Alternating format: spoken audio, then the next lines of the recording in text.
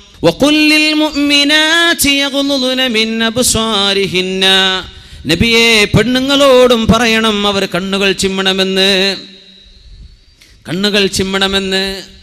അബ്ദുല്ലാഹി ഇബ്നു ഉമ്മ മക്തൂം റളിയല്ലാഹു അൻഹു അഷ്റഫുൽ ഖൽഖിന്റെ റൂമിലേക്ക് സ്വല്ലല്ലാഹു അലൈഹി വസല്ലം തങ്ങളുടെ റൂമിലേക്ക് കടന്നു വരികയാണ്. കടന്നു വന്നപ്പോ പെണ്ണുങ്ങൾ അവിടെ ഇരിക്കുന്നുണ്ട്. കണ്ണ് കാണാത്ത സ്വഹാബിയാണ് അബ്ദുല്ലാഹി ഇബ്നു ഉമ്മ മക്തൂം റളിയല്ലാഹു അൻഹു. സുബ്ഹിക്ക് രണ്ടാമത്തെ വാങ്ക് കൊടുത്തിരുന്ന അബ്ദുല്ലാഹി ഇബ്നു ഉമ്മ മക്തൂം തങ്ങൾ റമളാനിൽ. അപ്പോൾ ആ നേരത്തെ സുബ്ഹിന്റെ സമയമായാൽ വാങ്ക് വിളിക്കുമായിരുന്ന കണ്ണു കാണാത്ത സ്വഹാബിയായിരുന്ന അബ്ദുല്ലാഹി ഇബ്നു ഉമ്മ മക്തൂം റളിയല്ലാഹു അൻഹു ആ സ്വഹാബിയെ വീട്ടിലേക്ക് വന്നത്. തങ്ങളുടെ ഭാര്യമാരിൽ 2 പേർ വീട്ടിലിരിക്കുന്നുണ്ട്, തങ്ങളോട് സംസാരിച്ചുകൊണ്ടിരിക്കാൻ. തങ്ങൾ പറഞ്ഞു, ഇഹ്തജിബാ, നിങ്ങൾ 2 പേരും പോയിട്ട് മറയിൽ പോയിരിക്കിൻ. അവര് പറഞ്ഞു, നബിയേ കണ്ണ് കാണാത്ത മനുഷ്യനല്ലേ നബിയേ, അയാൾക്ക് ഞങ്ങളെ കാണില്ലല്ലോ. സ്വാഭാവികമായ മറുപടി, കണ്ണാണില്ലല്ലോ നബിയെ, ഞങ്ങളിപ്പോൾ എന്തിനാ പോയി മറയിരിക്കണത്?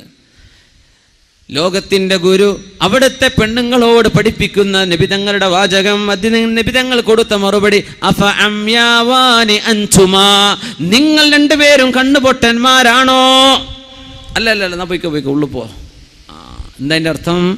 പുറത്തിട്ടിട്ട് ആണുങ്ങളൊക്കെ ശരിക്കും സ്കാൻ ചെയ്ത് നോക്കാൻ പറ്റും, പെണ്ണിന് ആണുങ്ങൾക്ക് അങ്ങോട്ട് കാണണ്ട, അല്ല നീ ഇങ്ങോട്ടും നോക്കാൻ പാടില്ല. ഇതാണ് അള്ളാന്റെ നിയമം.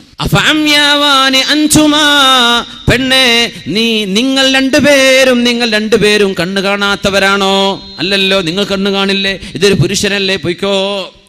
ശരീഅത്തിന്റെ നിയമം ഇതാണ്. മുഅ്മിനെ, എൻ്റെ പേടി കുറച്ചു കാലം കഴിഞ്ഞാൽ ഈ ഹദീസൊക്കെ പറഞ്ഞു കൊടുത്താൽ ഇങ്ങനെയൊക്കെ ഉണ്ടോ എന്ന് ചോദിക്കുന്ന കാലം വരും. ഇവരോടൊന്നും കാണാൻ പറ്റൂലേ, എന്നൊന്നും ഞാൻ കേട്ടിട്ടില്ലല്ലോ. അത് ആദ്യം കേട്ടോ, ആദ്യമായി കേട്ടുവെച്ചോ, മറക്കണ്ട. ആർക്കാരൊക്കെ കാണാൻ പറ്റും, കാണാൻ പറ്റില്ല, എന്താണ് പെണ്ണിന്റെ ഔറത്ത്, എന്ത് ഔറത്തല്ല, എന്തൊക്കെ ആരുടെ മുമ്പിൽ എങ്ങനെയൊക്കെ പെണ്ണിന് പ്രത്യക്ഷപ്പെടാം എന്നൊക്കെ പരിശുദ്ധമായ സൂറത്തുൻ നൂറിൽ വ്യക്തമായി അള്ളാഹു പഠിപ്പിച്ചു കഴിഞ്ഞിരിക്കുകയാണ്. ആണിനോടും പെണ്ണിനോടും ചാരിത്രശുദ്ധി സൂക്ഷിക്കാൻ പറഞ്ഞിരിക്കുന്നു പരിശുദ്ധ റസൂലുള്ളാഹി സ്വല്ലല്ലാഹു അലൈഹി വസല്ലം. അതിന്റെ മാതൃകകളാണ് ഉമ്മുൽ മുഅ്മിനീൻ ആയിഷത്തു സിദ്ദീഖ റളിയല്ലാഹു അൻഹാ. ഹബീബായ തങ്ങളോടുകൂടെ യുദ്ധത്തിന് പോയപ്പോ അവിടുത്തെ പരിശുദ്ധമായ മാല നഷ്ടപ്പെട്ടു പോയപ്പോ, അത് ഹബീബായ തങ്ങൾ കൊടുത്ത സമ്മാനമാണ്. ഹബീബായ തങ്ങൾ കൊടുത്ത മാല നഷ്ടപ്പെട്ടു പോയപ്പോ തെരഞ്ഞന്വേഷിച്ചു പോയ ആയിഷത്ത് റളിയല്ലാഹു അൻഹാ മാല തെരഞ്ഞു വന്നപ്പോഴേക്കും ഒട്ടകക്കട്ടിൽ മേലെ ഒട്ടകത്തിന്റെ മുകളിൽ വെച്ചിട്ട് സ്വഹാബിമാരും നബിതങ്ങളും യാത്രയായി. നബിതങ്ങളുടെ കൂടെ പോയതാ തങ്ങൾ ഒട്ടകപ്പുറത്ത്, ആയിഷ ബീവി മറ്റൊരൊട്ടകപ്പുറത്ത്. ഒട്ടകക്കട്ടിലിന്റെ ഉള്ളിൽ ആയിഷ ബീവി ഉണ്ടാകുമെന്ന് വിചാരിച്ച് ഒട്ടകത്തിന്റെ ഇൻചാർജുള്ള സ്വഹാബി ഒട്ടകക്കട്ടിൽ അങ്ങനെ ഫിറ്റ് ചെയ്തു. കാരണം അതിന്റെ ഉള്ളിൽ ബീവി ഇരുന്നാലും ഇല്ലെങ്കിലും വെയിറ്റ് അറിയാറില്ല, അവരെന്ന് ഭാരം കുറവാണ്. സൂറത്തുൻ നൂറിലുള്ള സംഭവമല്ലേ. 11ഓളം ആയത്തുകൾ, അള്ളാഹുവിന്റെ പരിശുദ്ധങ്ങളായ 11 ആയത്തുകൾ സൂറത്തുൻ നൂറിൽ അവതരിക്കാൻ കാരണമായ സംഭവം. ആയിഷ റളിയല്ലാഹു അൻഹ പറയുന്നു, ഞാൻ ആ മരുഭൂമിയിൽ ഒറ്റക്ക് ഇങ്ങനെ ഇരുന്നു, എങ്ങനെ മദീനത്തേക്ക് പോകും, ആരെന്നെ കൊണ്ടുപോകും? അവരങ്ങ് പറഞ്ഞു, ഹസ്ബി അല്ലാഹു വ നിഅമൽ വകീൽ, നിഅമൽ മൗലാ വ നിഅമൻ നസീർ. ഹസ്ബി അല്ലാഹ്, പടച്ചവനെ നീ മതി റബ്ബേ, നിന്റെ സഹായം മതി റബ്ബേ, എനിക്ക് ഞാൻ നിന്നെ ഏൽപ്പിക്കട്ടെ പടച്ചവനെ എന്ന് ആയിഷ ബീവി റളിയല്ലാഹു അൻഹ പറഞ്ഞപ്പോൾ മഹാനായ സഫ്വാൻ ഇബ്നുൽ മുഅത്തിൽ റളിയല്ലാഹു അൻഹു വഴിക്ക് ഇങ്ങനെ വരുന്നുണ്ട്. ഒരു പെണ്ണിരിക്കുന്നു, ഒരു പുരുഷൻ വരുന്നു മരുഭൂമിയുടെ മധ്യത്തിൽ. ഇത് ഇന്നത്തെ 21-ാം നൂറ്റാണ്ടിൽ ഒരു പെണ്ണിനെ ഒരു പുരുഷൻ കണ്ടുമുട്ടിയാൽ എന്തായിരിക്കും കഥ? ആയിഷ ബീവി റളിയല്ലാഹു അൻഹ ചെറുപ്പക്കാരിയാണ്. തങ്ങൾ വഫാത്താകുമ്പോൾ വയസ്സ് 18. ആയിഷ ബീവിയുടെ വയസ്സ് 18. ഉമ്മുൽ മുഅ്മിനീൻ റളിയല്ലാഹു അൻഹാ സഫ്വാൻ ഇബ്നു മുഅത്തിൽ എന്നവർ ശരീരം മറച്ച് ഹിജാബിൽ ഇരിക്കുന്ന ആയിഷ ബീവിയെ കണ്ടപ്പോൾ പറഞ്ഞു പോയി, ഫസ്തർജഅ, ഒറ്റ വാക്ക്, അസ്സലാമു അലൈക്കും എന്നല്ല പറയുന്നത്, ഇന്നാ ലില്ലാഹി വ ഇന്നാ ഇലൈഹി റാജിഊൻ. പടച്ചോനെ, അല്ലാഹുവിന്റെ റസൂലിന്റെ ഭാര്യ ഉമ്മുൽ മുഅ്മിനീൻ മരുഭൂമിയിൽ ഒറ്റക്കായി പോയല്ലോ. ഇന്നാ ലില്ലാഹി വ ഇന്നാ ഇലൈഹി റാജിഊൻ. ഇസ്തർജഅ, അപ്പോഴാണ് ഒരു മയക്കത്തിലായിരുന്ന ബീവി പെട്ടെന്ന് എഴുന്നേൽക്കുന്നത്. സഫ്വാൻ എന്നവർ ഒട്ടകം താഴ്ത്തിക്കൊടുത്തു. അവിടെ സലാം പറഞ്ഞിട്ടില്ല ആയിഷ ബീവിയോട്. അന്യ പെണ്ണല്ലേ. ആയിഷ ബീവിയോട് എന്താ ബീവി പറ്റിയതെന്ന് ചോദിച്ചിട്ടില്ല, കഥ ചോദിച്ചിട്ടില്ല. പെണ്ണിനോട് മുസ്ലിമേ നീ കഥ ചോദിക്കാൻ പോണ്ട.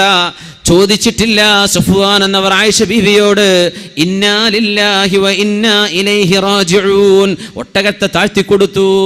ആ ഒട്ടകപ്പുറത്ത് കയറിയിരുന്നു ആയിഷ ബീവി റളിയല്ലാഹു അൻഹാ. അങ്ങനെ മദീനത്തേക്ക് ഒട്ടകത്തെ തെളിച്ചു വരുന്ന സഫ്വാൻ റളിയല്ലാഹു അൻഹു, ഒട്ടകത്തിന്റെ മേലെ ഇരിക്കുന്നത് ഉമ്മുൽ മുഅ്മിനീൻ ആയിഷ റളിയല്ലാഹു അൻഹാ. അത് കണ്ടിട്ട് ബീവിയെ പറ്റി നുണ പറഞ്ഞുണ്ടാക്കിയ ആളുകളാണ് മദീനയിൽ ഉണ്ടായിരുന്ന അബ്ദുല്ലാഹ് ഇബ്നു ഉബയ്യ് ഇബ്നു സലൂലിന്റെ നേതൃത്വത്തിലുള്ള കപടവിശ്വാസികൾ, മുനാഫിക്കീങ്ങളായ ആളുകൾ.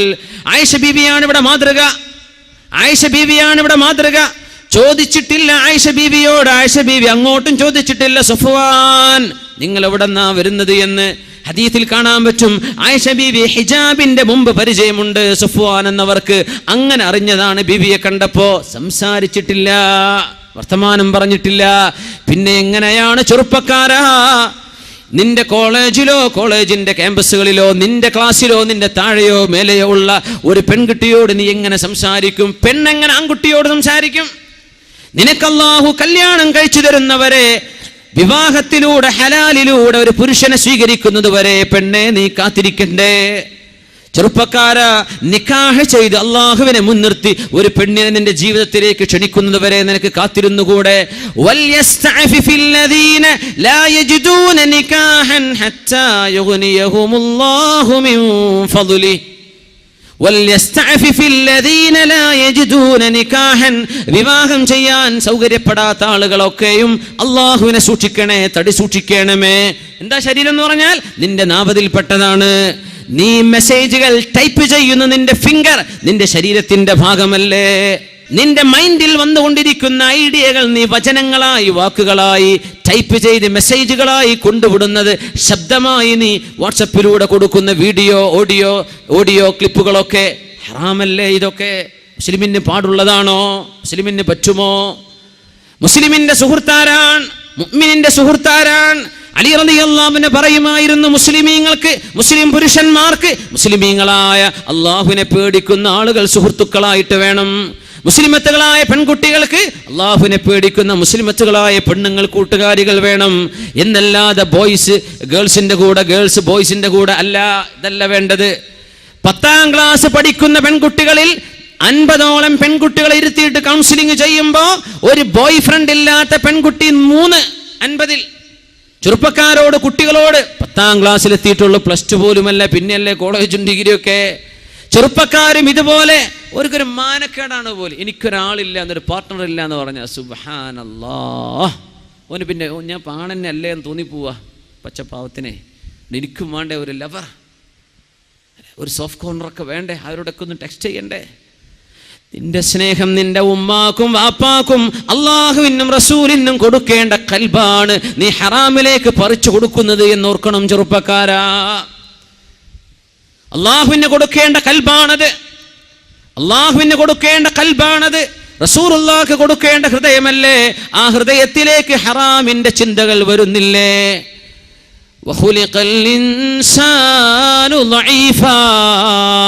കണ്ണ് സൂക്ഷിക്കാൻ പറ്റാത്തവന് മനസ്സ് സൂക്ഷിക്കാൻ കഴിയില്ല.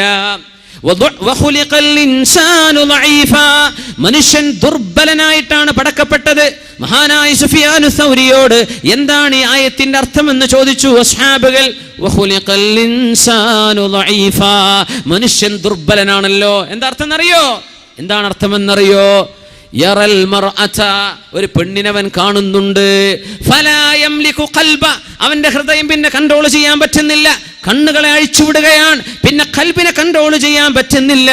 ഇതിനേക്കാളും ദുർബലൻ മനുഷ്യനല്ലാതെ വേറെയുണ്ടോ എന്ന് ഈ ആയത്തിന് തഫ്സീർ കൊടുത്തിട്ടുണ്ട് മഹാനായ സുഫിയാനു സൗരി റളിയല്ലാഹു അൻഹു. ഖുലിഖൽ ഇൻസാനു ദഈഫാ, നമ്മളിങ്ങനെ ദുർബലരാവല്ലേ, നമ്മൾ ദുർബലരാവല്ലിൻ.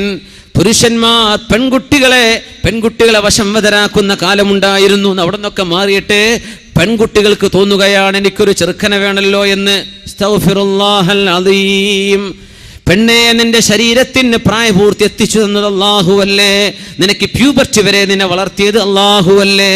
ഒരു കുഞ്ഞിന് ജന്മം കൊടുത്ത് അന്തസ്സുള്ള ഒരു കുടുംബിനിയായി ജീവിക്കാൻ അല്ലാഹു നിന്നെ ശാരീരികമായി പക്വതയിലേക്ക് എത്തിച്ചു തന്നതിൽ പിന്നെ വ്യഭിചാരം തേണ്ടി പുറപ്പെടല്ല പെണ്ണേ, നീ വ്യഭിചാരത്തിന്റെ പിന്നാലെ പോകല്ല പെൺകുട്ടി. നിന്റെ കണ്ണുകൊണ്ട് ചെയ്യുന്നത് വ്യഭിചാരമാണ്, കാതുകൊണ്ട് ചെയ്യുന്നത് വ്യഭിചാരമാണ്, നീ സല്ലപിക്കുന്നത്, സംസാരിക്കുന്നത്. യാ നിസാഅൻ നബി ലസ്തുന്ന കഅഹദിൻ മിനൻ നിസാ ഇൻ ഇത്തഖൈതുന്ന ഫലാ തഖ്ളഅന ബിൽ ഖൗൽ ഫയത്മഅ അല്ലദീ ഫീ ഖൽബിഹി മറദ് വൽയഖുൽന ഖൗലൻ മഅറൂഫാ. നബിയേ, മുസ്ലിമത്തുകളായ പെണ്ണുങ്ങളോട് പറഞ്ഞു കൊടുക്കണം, യാ നിസാഅൻ നബി, മനസ്സിന് രോഗമുള്ളവർ, നമ്മൾ ഞരമ്പിന്റെ രോഗം എന്ന് പറയും, മനസ്സിന് രോഗമുള്ളവർ. ഖുർആൻ പറഞ്ഞു ഇതിനെ സംബന്ധിച്ച്.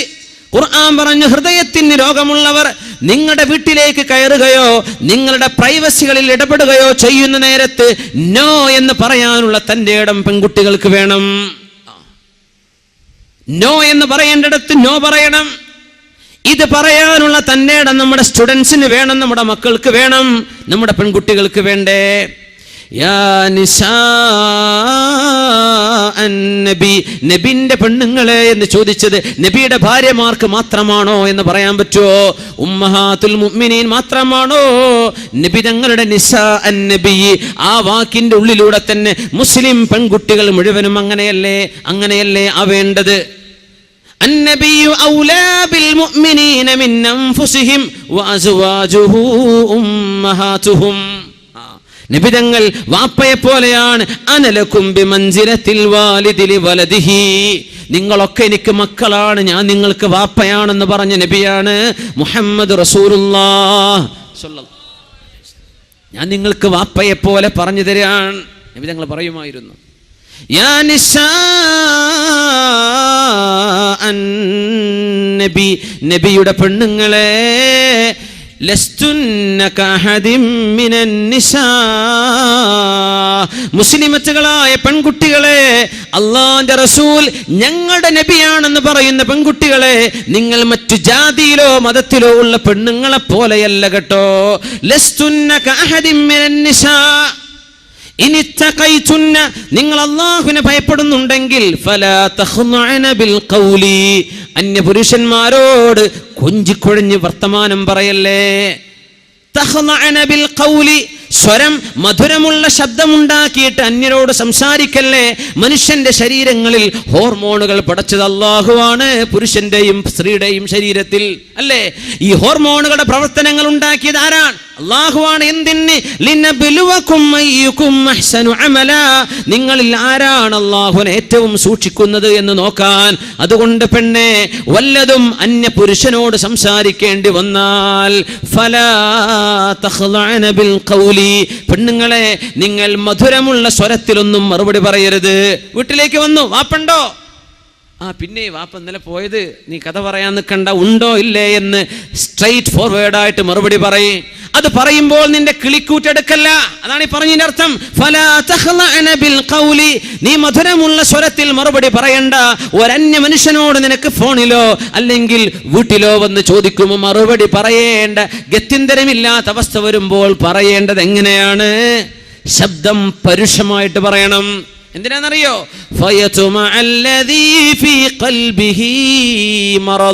ഹൃദയത്തിൽ രോഗമുള്ള ചില ആളുകൾക്ക് അപ്പോൾ അസുഖം വരും. നിന്റെ ശബ്ദത്തിന്റെ മയം കേട്ടാൽ, ശബ്ദത്തിന്റെ മധുരം കേട്ടാൽ ഹൃദയത്തിന്റെ ഉള്ളിൽ അസുഖമുള്ള ആളിന് പിന്നെ നിന്നോട് ഹറാമ് തോന്നിത്തുടങ്ങും. നിന്നെ ഒന്ന് പിടിക്കണമെന്ന് തോന്നും, നിന്നെ ഒന്ന് തൊടണമെന്ന് തോന്നും. പിശാചിനോട് അവന്റെ കൂടെ നിന്ന് നിന്നെ നോക്കാനും കാണാനും ആ വഴിയോരങ്ങളിൽ പാർത്തു നിൽക്കാൻ തുടങ്ങും. അതുകൊണ്ട് നീ സമ്മതം കൊടുക്കല്ലേ. നീ നിന്റെ ശബ്ദം പരുഷമായിട്ട് പറ എന്ന് പരിശുദ്ധ ഖുർആൻ. പെണ്ണെ, നീ നിന്റെ ശരീരം സൂക്ഷിക്കും. നിനക്ക് മാത്രമല്ല, ഒരു ജനറേഷന് വേണ്ടിയാണ്, ഒരു തലമുറക്ക് വേണ്ടിയാണ്. അള്ളാഹുവിനെ പേടിച്ച് ജീവിക്കുന്നവർക്കേ നാളെ ഖബറിൽ രക്ഷപ്പെടാൻ കഴിയൂ. അള്ളാഹുവിനെ പേടിക്കാനാണ് ഈ പറയുന്നത്. എന്തിനെന്നറിയോ? നിന്റെ മനസ്സിന് അള്ളാഹു സമാധാനം തരും. ചെറുപ്പക്കാരാ, നീ നിന്റെ കണ്ണിനെ അഴിച്ചുവിട്ടാൽ, അന്യ പെണ്ണുങ്ങളിലേക്ക് നോക്കാൻ തുടങ്ങിയാൽ, പെണ്ണുങ്ങൾ ഓരോന്നായി നീ സെൻസർ ചെയ്യാൻ തുടങ്ങിയാൽ നിന്റെ ഹൃദയത്തെ കൺട്രോൾ ചെയ്യാൻ കഴിയില്ല. അത് നിന്നെ തിന്മയിലേക്ക് എത്തിക്കും. ഈ തിന്മ നിന്റെ മനസ്സിന്റെ സമാധാനം മൂടിക്കെടുത്തും. എപ്പോഴാ സമാധാനം കിട്ടുകയെന്നറിയോ? അലാ ബിദിക്രില്ലാഹി തത്മഇന്നുൽ ഖുലൂബ്. അല്ലാഹുവിനെ ഓർക്കുമ്പോഴേ സമാധാനം കിട്ടൂ. നിന്റെ വെബ്സൈറ്റുകൾ ബ്രൗസ് ചെയ്യുമ്പോഴല്ല, മ്യൂസിക് കേൾക്കുമ്പോഴല്ല, പാട്ട് കേൾക്കുമ്പോഴല്ല, അള്ളാഹുവിനെ അനുസരിക്കുമ്പോഴേ ഇത് കിട്ടുള്ളൂ. അതുകൊണ്ട് ആണും പെണ്ണും അവരുടെ കണ്ണുകൾ സൂക്ഷിക്കണേ, ശബ്ദം സൂക്ഷിക്കണേ. അതുകൊണ്ട് സഹോദരാ, നിന്റെ ഫേസ്ബുക്കിൽ, നിന്റെ പേജുകളിൽ നിന്റെ ഫ്രണ്ട്സുകളായി ഏതെങ്കിലും അന്യ പെൺകുട്ടികൾ നിന്റെ കൂടെ പഠിച്ചവരായിരിക്കാം. ഇവിടെ പഠിച്ചു കഴിഞ്ഞില്ലേ, കാലം കഴിഞ്ഞു. നിന്റെ കൂടെ പഠിച്ചതിന്റെ പേരിൽ കല്യാണം കഴിച്ച് അന്തസ്സിൽ ജീവിക്കുന്ന പെൺകുട്ടിയുടെ കുടുംബ ജീവിതമാണ് നീ തകർക്കാൻ പോകുന്നത്. നിന്റെ കോണ്ടാക്റ്റുകൾ ഇനി വേണ്ട. പെൺകുട്ടി, അന്തസ്സായി നിനക്ക് മഹർ തന്ന് നിക്കാഹ് ചെയ്ത ഭർത്താവ് നിന്റെ കൂടെ ഉണ്ടായിരിക്കെ നിന്റെ ഫേസ്ബുക്കിന്റെ പേജിൽ ഹറാമായ രീതിയിൽ നിനക്ക് പറയാനോ സംസാരിക്കാനോ കാണാൻ പാടില്ലാത്ത ആളുകളോട് നീ ചാറ്റ് ചെയ്യുന്നത് കടുത്ത കുറ്റമല്ലേ പെൺകുട്ടി? തടുത്ത കുറ്റമല്ലേ? ഹറാമല്ലേ ഇത്? ചെറുപ്പക്കാരാ, നിന്റെ ഫ്രണ്ട്സുകളെ നീ സെൻസർ ചെയ്തോ? ഇന്നത്തെ രാത്രി നേരം പുലരുന്നതിന്റെ മുമ്പ് നിനക്ക് കാണാനോ നോക്കാനോ പാടില്ലാത്ത അന്യ ജെൻഡറിലുള്ള ആൺകുട്ടികളോ പെൺകുട്ടികളോ നിന്റെ ഫ്രണ്ട്സുകളായിട്ടുണ്ടെങ്കിൽ അവരെ ഫ്രണ്ട്സുകളായി ആഡ് ചെയ്യാൻ നിന്റെ ഫേസ്ബുക്ക് പേജ് എന്ന അള്ളാഹു തന്ന നിഅമത്ത് നീ ദുരുപയോഗം ചെയ്യാൻ പാടില്ല. നമ്മൾ വിചാരിക്കും വർത്താനം പറയുമ്പോൾ അതൽ നീ പറയുന്നത് പോലും ഹറാമല്ലേ? നിന്റെ മെസ്സേജുകൾ ഹറാമല്ലേ? നീ ശബ്ദം അയച്ചുവിടുന്നത് ഹറാമല്ലേ? അവരുമായി കോണ്ടാക്ട് കീപ്പ് ചെയ്യുന്നത് ഹറാമല്ലേ? വെറും വ്യഭിചാരം മാത്രം ഹറാം? അൽഐനാനി തസ്നിയാനി, കണ്ണുകൾക്ക് വ്യഭിചാരമുണ്ട്. വസിനാഹുമൻ നദുറു, നോക്കുന്നതാണ് വ്യഭിചാരം. കാതിന് വ്യഭിചാരമുണ്ട്, കേൾക്കലാണ് അതിന്റെ വ്യഭിചാരം. കൈയിന് വ്യഭിചാരമുണ്ട്, തൊടലാണ്. നിന്റെ കീബോർഡിൽ നീ ടൈപ്പ് ചെയ്യുന്നത് നിന്റെ കൈ കൊണ്ട് ചെയ്യുന്ന വ്യഭിചാരമാണ്. പരിശുദ്ധ റസൂലുള്ളാഹി സ്വല്ലല്ലാഹു അലൈഹി വസല്ലം ഇതൊക്കെ തിന്മയാണെന്ന് മനസ്സിലാക്കിയിട്ട് വലിയ തിന്മയിലേക്ക് എത്തുന്നതിന് മുമ്പ് അള്ളാഹുലേക്ക് തൗബ ചെയ്ത് മടങ്ങിക്കോ. യാ ഫുളൈൽ, ഫുളൈൽ എന്നവരെ 60 വയസ്സായി എനിക്ക് വഹൽ മിൻ ഹീലത്തിൻ, ഇനി രക്ഷപ്പെടാൻ വഴിയുണ്ടോ? ഇനി രക്ഷപ്പെടാൻ വഴിയുണ്ടോ? 1000ഉം 2000ഉം പെൺകുട്ടികൾ തന്റെ ഫേസ്ബുക്ക് പേജിലുണ്ടെന്ന് അഭിമാനം പറയുന്ന ചെറുപ്പക്കാരാ, ഈ 2000-ഓളം വരുന്ന പെൺകുട്ടികളുമായി നീ ചാറ്റ് ചെയ്യുന്നത്, അല്ലെങ്കിൽ ഒരു പെൺകുട്ടി തന്റെ ബോയ്സ് ബോയ്സുമായി ചാറ്റ് ചെയ്യുന്നത്, പെൺകുട്ടി ഇതൊക്കെ നിന്റെ കിതാബിൽ അല്ലാഹു രേഖപ്പെടുത്തിയാൽ, കിതാബും മർഖൂം, രേഖപ്പെടുത്തപ്പെട്ട കിതാബുകളാണ്, ഡിജിറ്റൽ കിതാബുകളാണ്.